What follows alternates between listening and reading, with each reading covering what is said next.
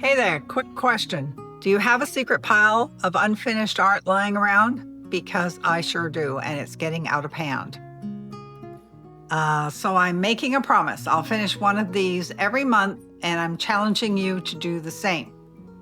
In my latest video, I show you the piece I'm tackling first and share fun ways to reuse or finish your own half-done masterpieces. Let's turn our forgotten art into finished gems, 1 month at a time. Who's in? So put it in the comments. Let me know if you're in. And I'm having to make a pledge. I will complete one piece each month. No, really, I will try to do that. Starting with this one right here. And this is Plumeria. And yeah, it's an old one. I did it 30 years ago. So keep watching, because as I progress, I will definitely put it up on my YouTube channel. And here's the fun part. I'm challenging you to join me. Let's turn our not yets into heck yes and breathe new life into the art we once loved enough to begin. Here is tip number 1. And I discovered this idea. It's not my idea, from somebody else. I saw somebody on YouTube, and what she did was she bought watercolor books, right? And they most of them had a hard cover, and she would paint the cover and then sell it in her store. You know, a watercolor book with an original art on the front. And I thought, well, that's a really great idea. So it's a perfect way to use up your old things that perhaps you want to cut them up. And this one I cut up, and this was part of it here. And you can see the video of me painting this one. It's on YouTube. And so there we go. That was right there, you can see. So what I did was I cut it up, glued it on, and then I put Dorland's wax on it to protect it. This stuff here. This is a real old bottle, but it still works. Keep it airtight. And I rubbed that in. And then the next day I kind of polished it a little bit with a soft cloth. And that makes it much sturdier. It's not going to get damaged or anything like that. Really great thing. So here they are. And I'm just going to show you what I did. So we have a mixed media journal here, and I left the front pages on so people knew what the heck they were. This one here is 140-pound watercolor, and this one here, what is it? This one is, watercolor. This watercolor, oh boy, these are all watercolors. And this one, mixed media. So this one's a mixed media, so you can do, it's a smoother paper. This is way smoother than the watercolor. This one. Yeah, you can see there's like texture on the 140-pound watercolor, and the mixed media is 100% cotton, and it has, what does it say? Mixed media. It doesn't say the poundage. Oh, 90 pound. So it's 90 pound, and it's a vellum finish. See there. So there you have it. Multiples. And so I got these books, and I think they cost me about $8 a piece. And I'm just going to put the art on them, and I will sell them for $20 in my store. Because, you know, these are all paintings. What the heck was I going to do with them anyways? So this works out perfect. And of course you can cut your paintings to the full size if you want. I just went 5 by 7 because it's just easy. But, yeah. So let's get started. Gel medium. So let's try gel medium. The one I'm using is from Nova Paints. They're out of California. And let's see, I just want to cheap brush to use.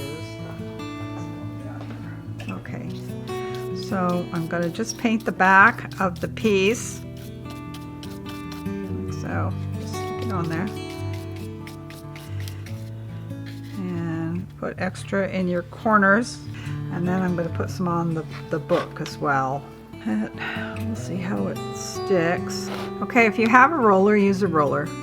But I can't find mine. So we're going to have to just do it this way. A different way of doing things. Well, I don't know about this. Lining it up with the little holes. Okay.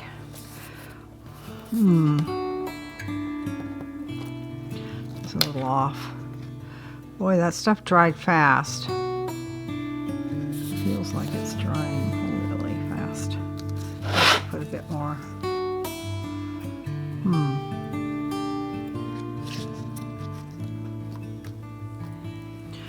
Yeah. I don't know about this gel pens or gel business. It's not sticking very well. Okay, live and learn, right guys? Alright, so I'm going to put it on here, and then I'm going to use a squeegee. This is a printing squeegee, and pressing down. And then what you can do is just put books on top of it to weight it down.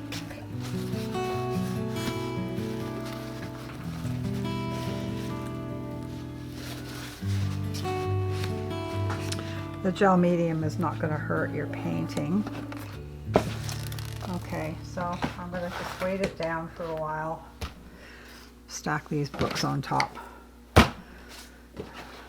These stuck, well, pretty good. This one's coming up a little bit. But yeah, the rest of them are stuck. They're good. All right, so we have the whole pile on top. And so there's one idea. Next, you can make bookmarks. That's another good idea. So if you've got a strip left over like this, you can cut it down.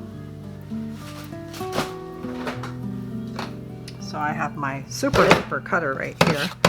And this is a bit small, but it gives you the idea. And there's a bookmark. That's kind of cool. Okay, here's my little hole punch. I got this from the A company, and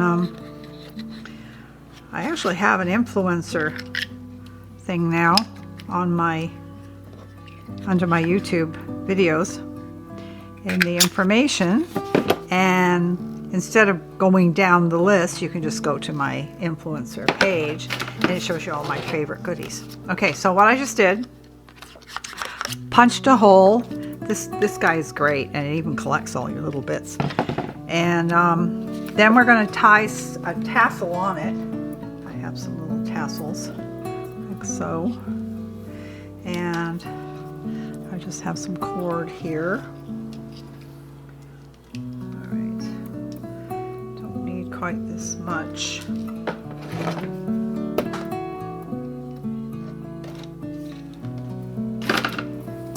So you can use any kind of cord that you're comfortable with.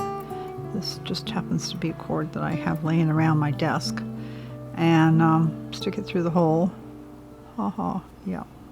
That is a small hole. I'm trying to make this hole a little bigger. There we go.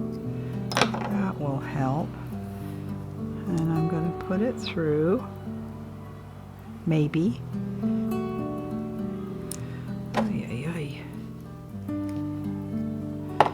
Looked like it was bigger.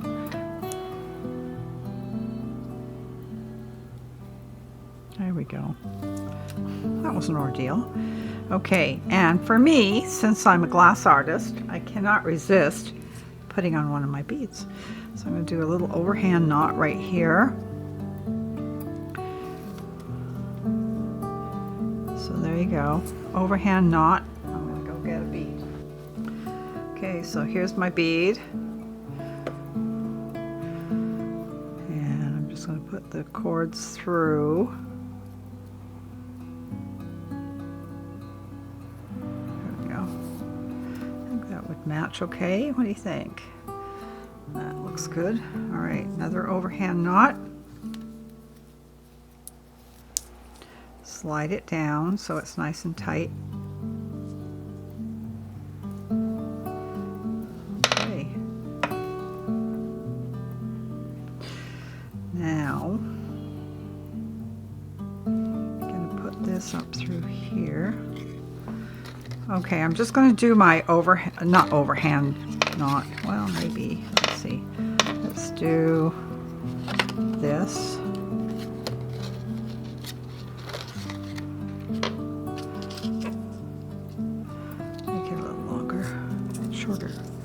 Make it shorter. Okay, go up there. All right. And I'm going to do another knot right here.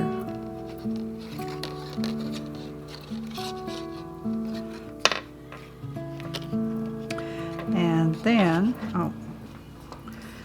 this is my easy peasy way of doing a knot.